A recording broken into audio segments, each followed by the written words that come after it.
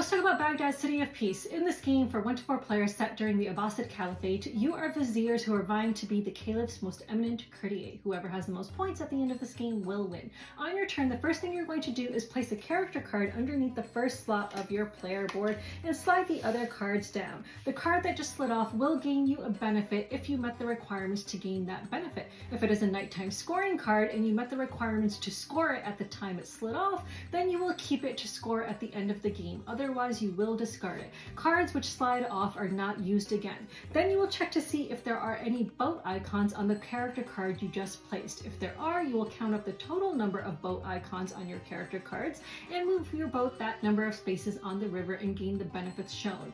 Then you will move your vizier into the next quadrant. If you land on a building tile space, you will pay the coins shown and build the building tile, but you also need the bricks showing on your character cards in order to remove a building token to add to that tile. Then the next time your vizier is in that quadrant, you will gain the benefit shown on that building tile. If you land on a city tile, you will add that city tile to your player board, but you need the required skill icons in order to do so.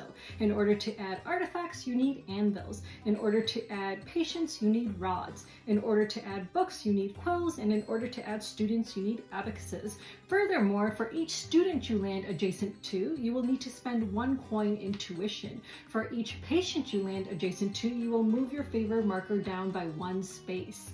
If you land on a palace building spot, you can build a piece of the palace by spending the resources that are required. However, you also need brick icons in order to add your architect there in order to build that piece. Then, after you place the piece, you will gain the benefit shown on the space that you just covered. At the end of your turn, you will draw a new character card, and then it will be the next player's turn. You will continue in this fashion until game end. Game end is triggered when all of these cards are depleted and all of the players have played all of the cards from their hand. Then you will go to end of game scoring. At the end of the game, you will score the scoring tiles in the palace for each architect you have present in that column, and you've met the requirements to score that tile. You will score tiles at the ends of the rivers for each boat that has reached that port. For any building tiles which give you points, you will score points for those. You will score points for any nighttime characters that you were able to keep. You will score points for the artifacts on your player board. You will lose or gain points depending on where your favor marker is.